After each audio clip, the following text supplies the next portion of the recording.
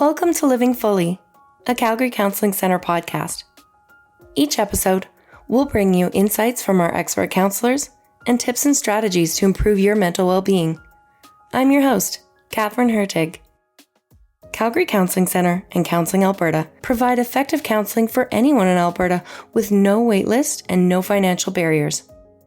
Find us online at calgarycounseling.com or counselingalberta.com.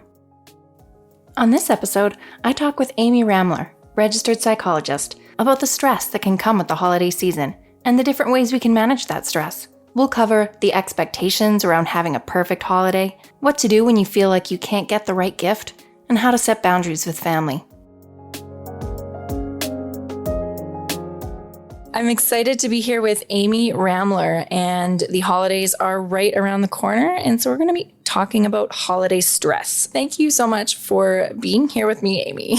Thank you for having me here. The holiday season, obviously, it can be a good time. It can be really joyful, but, there is a lot of stress that surrounds it as well. So, from your experience as a counselor, what are some common stressors that people can face during this time? Yeah, there are many, and I come up with kind of 4 themes or grouped some of these things into 4 different themes. And the first one, time pressures, or like the lack of time. It's such a busy season, and right. A lot of people come in really feeling crunched, and not really knowing how to spend their time and feeling really spread thin. Financial pressures is the second one. Different kinds of financial pressures too, with gifts, of course, many dinner invites, hosting, travel sometimes. So lots of different financial pressures. Giving gifts is another pressure, like getting the perfect gift, right, or not being able to get the thing that you want. Who to choose to give gifts to, and sometimes there's like a feeling of obligation of you have to give gifts, but you really don't want to, or you can't financially give gifts. And then the last one is they all kind of cross over a bit, but this one, family and friend gatherings, those can create a lot of boundary issues and bring up a lot of past, maybe traumatic experiences, but even the joyful things are risky to some people. And then on the flip side of that, kind of a major part of that is also like the loneliness and isolation that can kind of come if there are no family gatherings or friend gatherings available, or if you are going to many things and still feel lonely. That can be really confusing. And of course, like blended families and grief, family tension, those kinds of things showing up. It brings up a lot of feelings. Yes. Many, many feelings, and it can be really confusing. Yeah, I found in my time talking to counselors, the idea of expectations comes up a lot when it comes to the holidays. You're expected to, feel a certain way. You're, expected to, want to see family and friends, the expectation of giving gifts or getting gifts, and I think that's where a lot of issues might arise. Do you agree? Yes, definitely. And I think managing expectations is a major part of managing stress over the holidays, for sure. Yeah, you brought up the idea of family. So every family looks and feels different. Well, a lot of people love their family and it's great to hang out, but there's definitely those families that there's a lot of tension. If that's the case, if getting together with family creates stress, what strategies do you think people can use to kind of navigate that difficult family dynamic?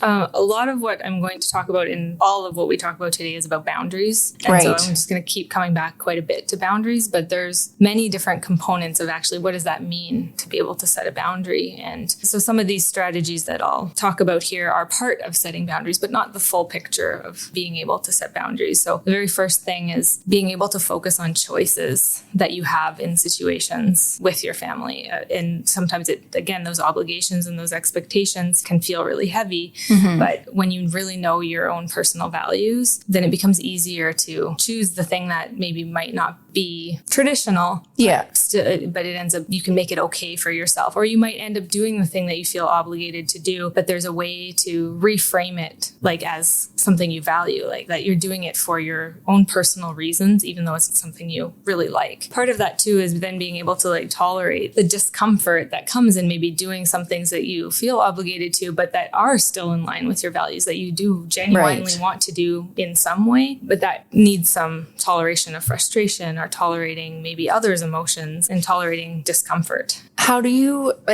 whether it's with your clients or just our listeners, like, what do you recommend to do to kind of work on that? What did you call it?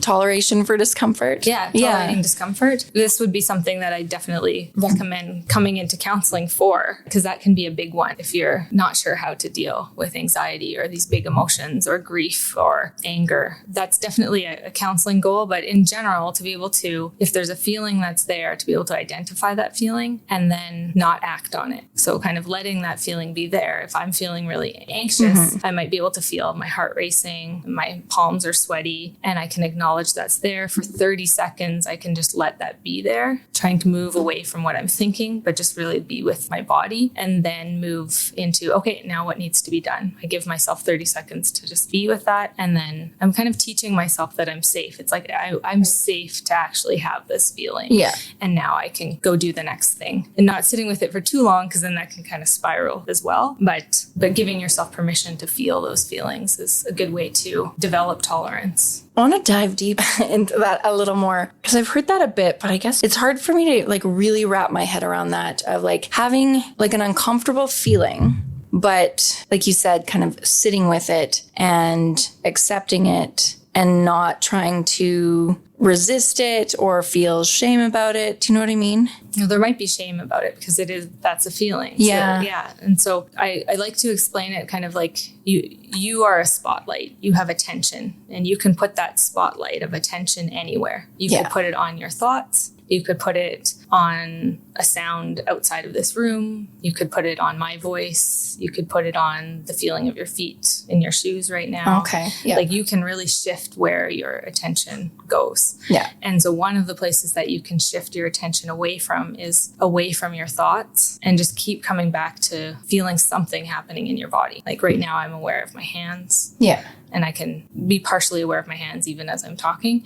And so that kind of lets me be more present to the feeling that's there. I don't have to change anything. Right. It's usually that fight of like, I don't want to feel this, or I shouldn't be feeling this, that really ends up amplifying feelings or creating shame. Or, and I guess when anxiety. I said shame, maybe that wasn't the right word. Like I what you said about like, I shouldn't be feeling this. I like that totally resonates. Like, if you're uncomfortable in a situation, it just feels like, I shouldn't be feeling this. And it's about acceptance. It's like, instead it's like, oh, I label that right away. If there's I shouldn't be feeling this, it's like, that's a negative critic kind of telling you how things are. Yeah. But they're not like that. Right. So it's like, we can kind of set, and coming back to boundaries again, we can kind of set a boundary with that part of us and not listen to that part of us. Yeah. And then come back to, it's okay to be feeling this. This is normal to be feeling this. So getting into boundaries a bit more, how do we set those with family members that might bring up these uncomfortable feelings? So I'll go kind of quickly through a few things that are important to be able to set boundaries. Like knowing what you value is the very first thing. If you don't know what you value, how do you know what to say yes or no to? Right. Really accepting what you value and making it like okay that yes, I value this even though my family values something else, and working on accepting that, and even just framing it as my family values this and I value that. Yeah. Like what a lot of people probably talk about around the dinner table now, like different political views and things like that. I'm sure. Like, would that be an example? Yeah, where you could set a boundary? Like somebody deciding to talk about political views at the dinner table, to be able to frame that as like, oh, they really value politics, and they might value this type of politics or this party, right? And I don't have to frame that as an attack on me or a challenge to me. It can just be like, and I don't value politics as much, and that's okay. Yeah. They really do, and I don't. I don't agree with what they're saying either, or maybe I even agree with what they're saying, but I don't have to agree or disagree. I can just make it about they value this and I value this. That's a great way to frame it that I wish more people would take into consideration. And often there are actually shared values happening. Of family is a very common one, that there's shared values. So if somebody's talking about politics at the table and one of your values is family, and that's why you've kind of chosen to be there because it's important to you to be with family, then your focus can be on, I'm so glad I can spend time with my family, with them being able to passionately share what they value. Yeah. There's often shared values, but they're hard to see when emotions get high. For sure. And and when we're not thinking about it as values. Oh, I love that. And it's not about, it's kind of coming off of any judgment of right or wrong. It's just like different. Yeah. Boundaries is like, it's something that I struggle with, like expressing them in the right way. Like I remember I was at a family event recently and someone said something that really bothered me, and I just ruminated on it after, thinking like, how could I have expressed that I wasn't okay with that, but still being really respectful of them? And so it's like this internal struggles, but yeah. Well, in other parts of kind of going through other things that are important to be able to set boundaries are, can you recognize when a boundary is being pushed? Yeah. Because if we can't recognize when somebody's pushing our boundaries, we don't actually know that, oh, I got to set a boundary here. I should have set a boundary sooner, or I could have set a boundary sooner. And then also having the appropriate word, which is what you're talking about, is like, how could you possibly know what to say if it's never been modeled to you or taught to you? And that's definitely something that coming to counseling can help with, is like, what words do I use? I don't know how to talk about this. Sometimes I'll kind of joke, but it's very true that sometimes people know how to set boundaries from when they were 5 years old, and they've continued to use the same words and the same strategies from when they were younger, and it worked at that time. And, and but not so much now. No, and it gets them into trouble. Or the way that they set boundaries at work is also how they set boundaries with their partner, and that gets them into a different kind of trouble. So it's really important to have a variety of ways to say no and a variety of ways to say yes. Because every time you say no, you're also saying yes to something else.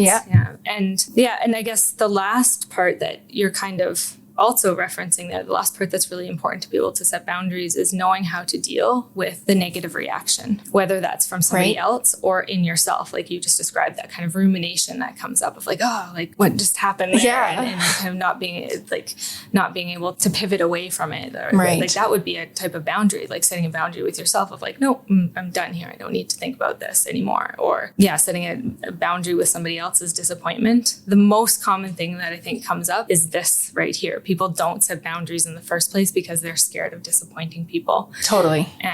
And then they just don't set the boundary, and they have a lot of fear about what it would be like to set a boundary. So really what we're learning to manage is anxiety, learning to manage the anxiety so that it doesn't become, so it's like, oh, I know I can handle my own disappointment. I know I can handle my own anxiety. If somebody else is disappointed, like I'll be able to figure this out. Right. Yeah. I got to get you on again, and we've got to do a whole episode just on boundaries.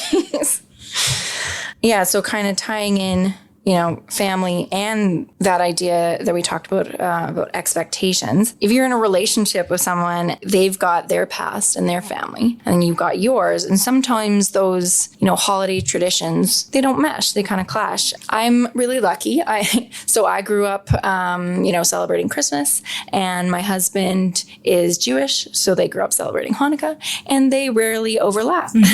So I'm lucky in that way that we can both have our, important celebrations, but that's, not the case for many families. So how would you suggest people kind of communicate, their needs and preferences and things like that around their traditions that they find important? One of the things would be to definitely communicate your expectations or your plan for your holidays and to each other. Like if you're talking about a couple kind of trying to join traditions, or to other family members. And also, setting like time boundaries can be helpful, and being able to be flexible, like develop flexibility. And like, it can't look like this year. So what could it look like? Develop flexibility in either joining some traditions or being willing to be flexible in the day and the time that certain events happen. Sometimes one of the solutions to like the time restrictions that is one of the most common stressors around Christmas is planning things after Christmas. I know that's what we did in my family. After a big change in my family, we ended up shifting one of our major events to quite far after Christmas. And that was very helpful. It so probably that we could all be together. Takes the pressure off a little bit. And keeps us all together still for these really important gatherings. And then, but before is often a lot busier. December's busier than middle of January usually. So, but that flexibility is definitely something that can be developed. And that's probably huge in each of those points that you mentioned in the beginning, is that idea of flexibility. I think we all have this idea of like the perfect holiday. And if we can't, change our mindset around that, if we can't think that other options are acceptable, then, we're probably going to not have a good time. Yeah. And I mean, those conversations are hard. And if we can come back to values, and it's like, and if you're again talking about just two people in a partnership trying to figure out what they're going to do because they have conflicting events. Yeah. If you come back to values and what's most important, then the decisions can become a little bit easier so that both people's values are reflected in the choices of the events that are made. So yeah, that ties well into my next question. So, I mean, a lot of people feel that pressure to have a perfect holiday. And I'm definitely, I can be guilty of that. I have memories of really good holidays when I was a kid, and I just, want to recreate that feeling, or, and you get sucked into what you see in movies and and in advertisements around that time. Like, you want it to look and feel a certain way. Let's talk about how we can kind of manage these expectations and feelings around that. Yeah. And I guess I would give a little bit of a warning to that collective idea, like that it's like, this is how it is for everyone, is like kind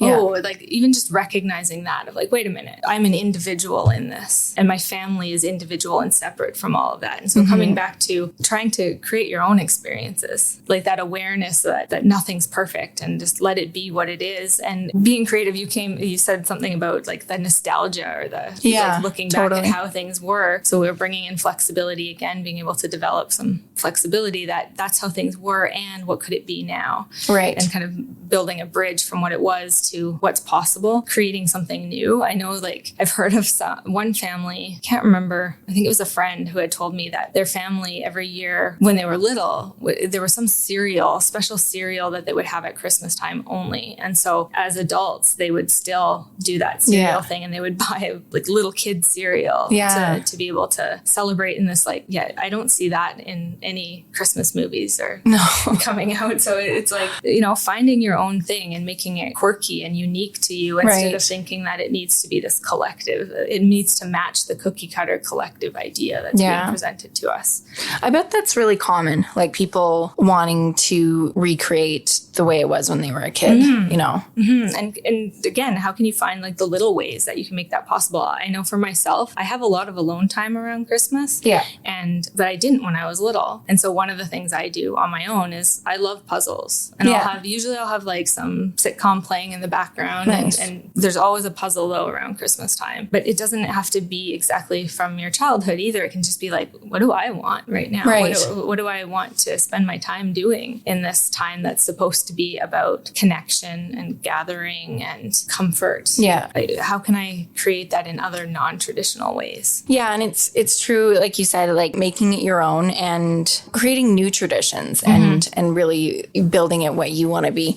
That's one thing that, like, since I met my husband, we've started, well, he might have done this for years before, but, when I joined the family, we always go out for Chinese food on Christmas Eve. Like, that's not something I did, before, but I really like how that's become, a thing. So. Yes, actually, that reminds me, one of my new traditions too is that changing environments. So something has changed in my family. So for Christmas dinner, we don't meet at my parents' house anymore. Yeah. Me and my parents come over to my house and we have Christmas tacos. And it's like a very different meal and different environment that really helped to like make it our own and move things in a new direction. Yeah. While still respecting, what was before and remembering that. Yeah. Yeah. I mean, in my family, like, we've obviously had to switch things up. My brother, he got married and has kids now. So it doesn't look exactly like it did, 10 years ago when we would always go over to my mom's. So like you said, it's having that flexibility and kind of accepting where things are.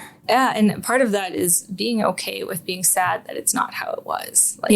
So back to tolerating emotions. Right. And it makes sense to like have some grief over, I can't do that anymore. Yeah. It's not the same situation, but still have good memories about it and feel sad. And that's okay.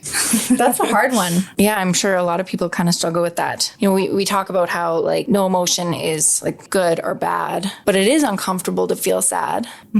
We don't want to. But what you said, like that seems really important to acknowledge that and be like, it's okay to feel this way. Yeah. And what does it mean? Like, what does that show you that you're sad about this? Yeah. Like that was probably really important to you. And isn't that nice that you have this thing that was really important? Mm-hmm. Obviously, a big part of the holidays is, well, for a lot of people, not everyone, but is gift giving. And I think especially this year with, in inflation and, high cost of living, that pressure is going to be even stronger. What advice do you have for those who feel overwhelmed by the financial demands? Yeah, well, I'll talk more generally first just about the pressure of finding the right gift, because I think that can make the financial stress worse, as if I had more money, then I could find the perfect gift. Right. Yeah. And so lowering financial expectations, I think, can help, and framing it as this is going to sound kind of cheesy, but it's the thought that counts. And really, it's the thought and the feeling behind the thought that counts. And I think this has potential, though, for also creating anxiety, but to just let it be okay to get the wrong gift. Right. As long as it's something that you are comfortable with. And again, coming back to your values of how does the gift that you're giving fit into your values so that you can feel like it's in line with your values, even if the other person might not like it. That's kind of their reaction to the gift, right? That they're responsible for. You can't control that. You can't control that at all. And so knowing then how to make sure that you're not having anxiety for somebody else's feelings. Right. You can learn how to deal with somebody else's disappointment or your own. And sometimes you're to be able to just let it be I don't know how this person's going to feel about this gift, and you won't know until they get it. Not assuming that they're not going to like it. If you had something better in mind, the person you're giving it to doesn't know that you were thinking of this other thing but just couldn't afford it. Yeah. And so they don't have that context, right? I think, people have talked about this to death, but it is really true that it isn't gifts that cost the most are the best. That's so not true. The best gifts I've received have costed pennies almost. Mm-hmm. There's one year I was unemployed around the holidays. And obviously, I want to get gifts for my family. I want to be able to give presents. So I was like, well, what am I going to do? I can't, there's no way I can afford to get them something. I ended up making them customized playlists. This was back in the day. So it was a burned CD. And I had so much fun with that, thinking of all the different songs that would be on it that they'd enjoy. And I think, my mom still has it to this day. I'm pretty sure it's in her car right now. So that costs next to nothing. So I think it really is, it's giving something that just has a lot of feeling behind it. Yeah. And for the people you are choosing to give gifts to, find out what their love language is. Love languages are different ways of receiving and giving love. And one of the love languages is gifts, in a more material sense, but really you can gift any of the love languages. Yeah, totally true. So that means you might be trying to plan an experience for them, or maybe you can do something for them, or maybe, if it's touch, there's massage, or just there's many different ideas in there and ways to implement those. And sometimes that can help financially then too. If you're doing something for somebody, that there's the gift of time. Again, we're coming back to that. Well, there's not enough time to make all these really thoughtful gifts and things like that. Yeah. And also, actually, I haven't talked about this, an attitude of good enough. Your connection with the people you're giving gifts to might be more than about that gift.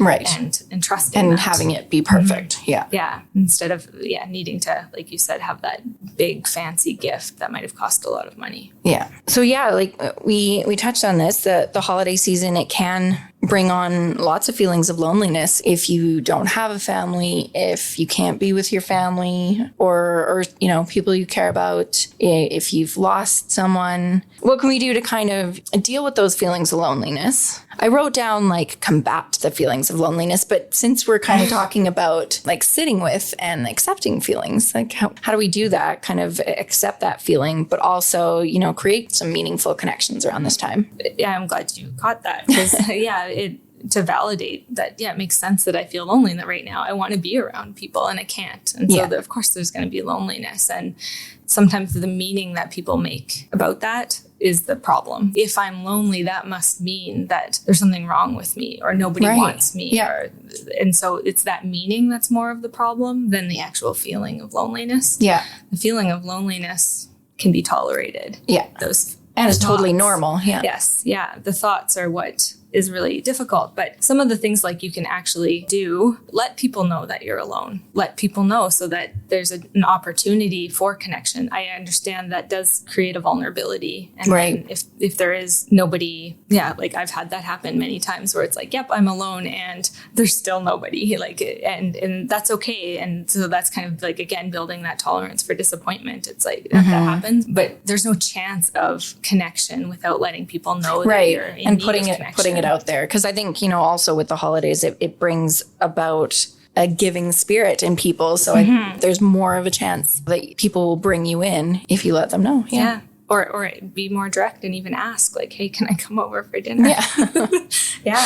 Yeah. I don't think we do that enough, like really straight out ask for what we need.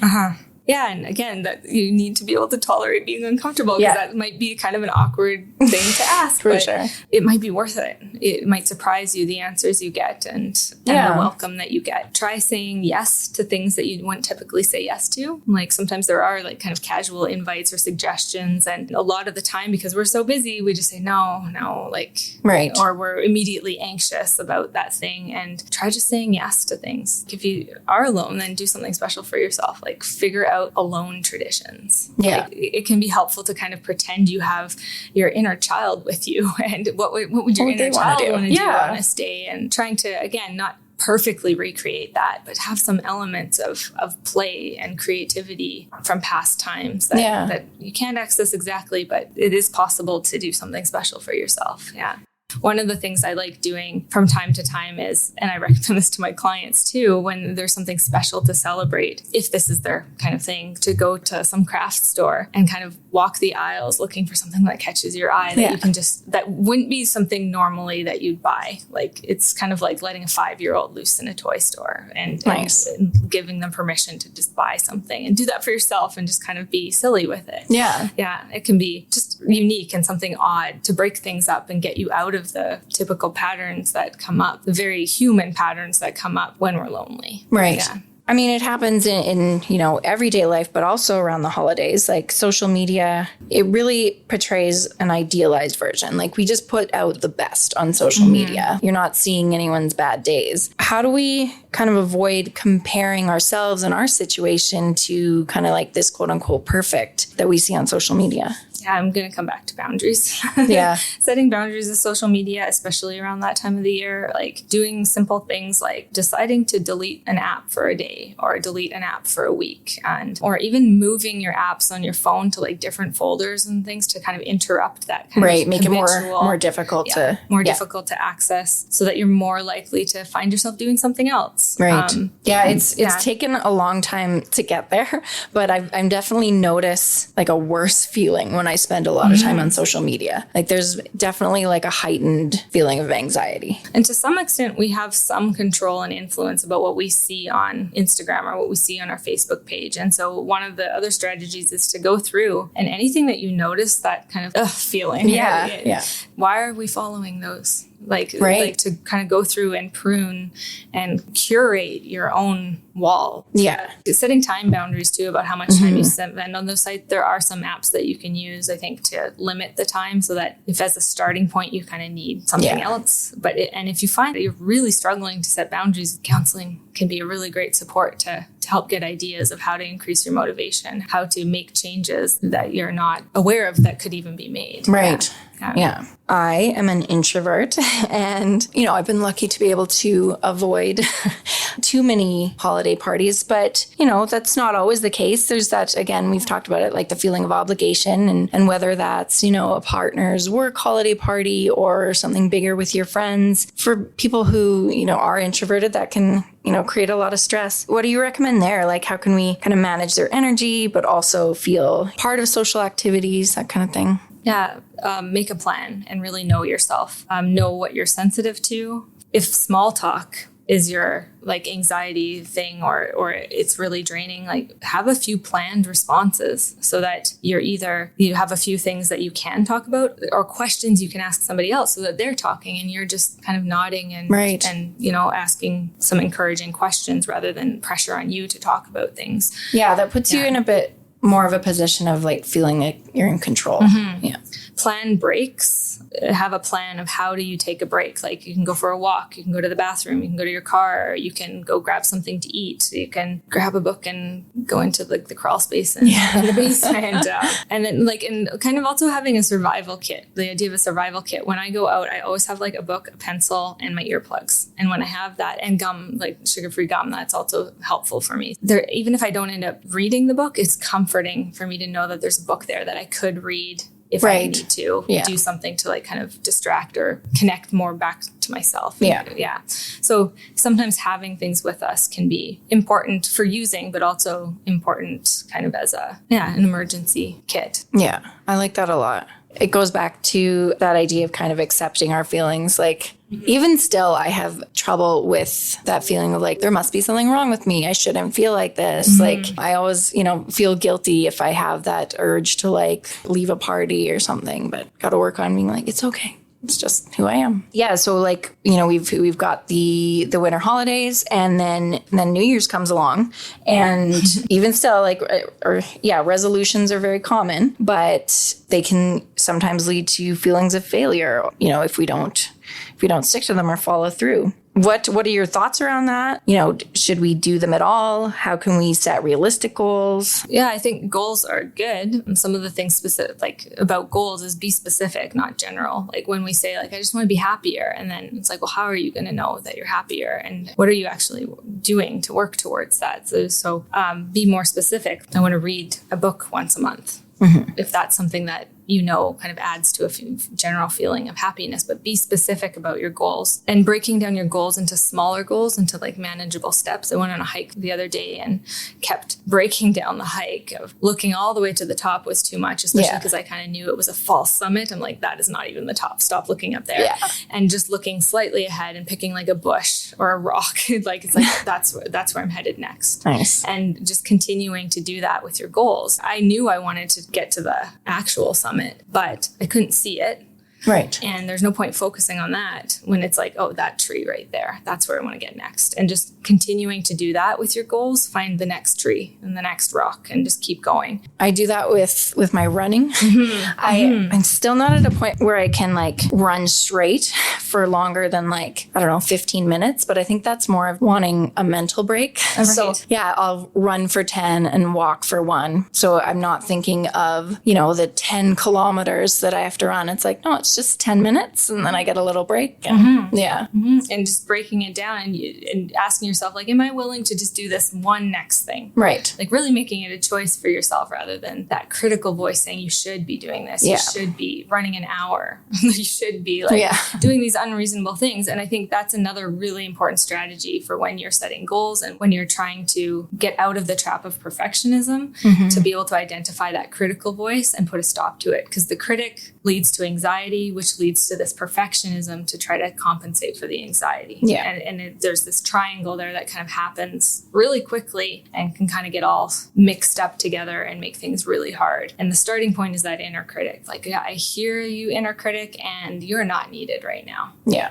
You're not actually in line with my values, right? One thing that's been brought up in my own therapy was kind of really approaching that critic in like a super kind way. I kind of like, oh, thank you for showing up. I know that you're, here to protect me or whatever it is, or like maybe not the inner critic, but like that anxiety. And yeah, like you said, you're here, but I don't need you right now. Like I got this. Yeah. If you're trying to build new habits, another thing you can do is like add those habits to habits you already have. Choose brushing your teeth and then tack on the next little thing to brushing your teeth. Like for me, I've been working on balance for a while and strength in different ways. And so brushing my teeth, standing on one leg while I'm brushing my teeth, like it just you tack on something really simple that's leading to something bigger. There was one more thing though that I'll say though, about that I'll kind of come back to brushing your teeth as an example, that when you are trying to set a goal, it's something that has to happen over a long period of time. And if we go back to like brushing your teeth, most people do brush their teeth every day. There are exceptions.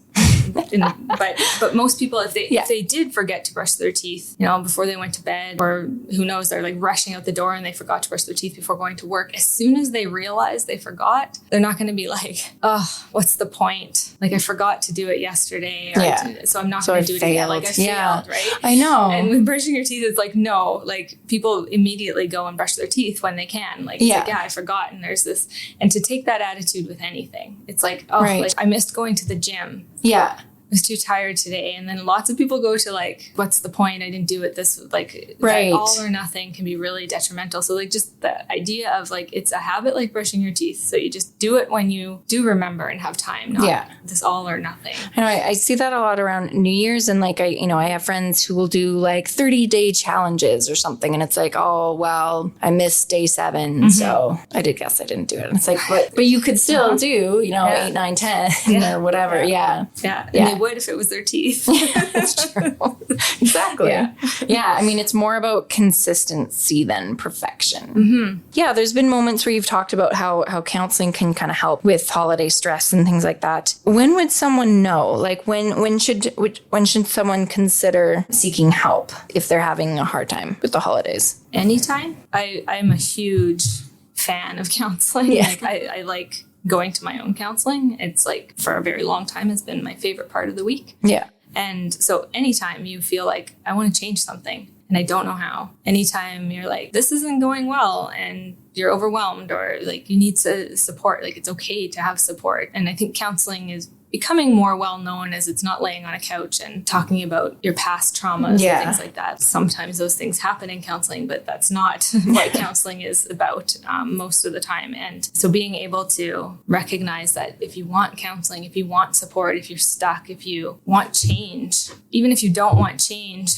because you're scared of that change, but you're struggling to reach out. Right. And during the holiday season, I would encourage you, if you know that it's going to be hard, like reach out before. Reach out, at the beginning of the season. But at the same time, if you didn't, reach out during the season. And again, if you didn't, then reach out after. Yeah. It's okay to reach out whenever, anytime. I think, there's still this idea that counseling is for when things are going really bad, Yeah. But I hope that we can keep pushing the message that it can help anytime. Mm-hmm. Yeah. And if you come in a little bit sooner, it can be what I call like booster sessions, just a little bit of maintenance rather than a full course of therapy, like 12 to 20 sessions or whatever is needed, to get you back to a place. It doesn't have to get really bad to reach out. Yeah. The most important thing is like a desire for something different. Right. Yeah. Awesome. Thank you so much, Amy. This was a great chat, and I hope everyone has a fantastic holiday season. Yeah, thank you for having me. You've been listening to Living Fully, a Calgary Counseling Center podcast. Thanks for tuning in. This episode was produced by Nick Here, Louisa Campos, and by me, Katherine Hurtig. A special thanks to Amy Ramler. We want to thank you for listening to Living Fully this year.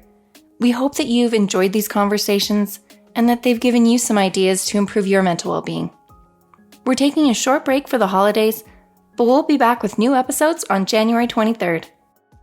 To stay up to date on our latest episodes, be sure to subscribe. We're available in your favorite podcast app. Living Fully is a production of Calgary Counseling Center and recorded in Calgary on Treaty 7 territory. Living Fully podcast is not a substitute or alternative for professional care or treatment. If you're in Alberta and need help, please go to calgarycounseling.com or counselingalberta.com.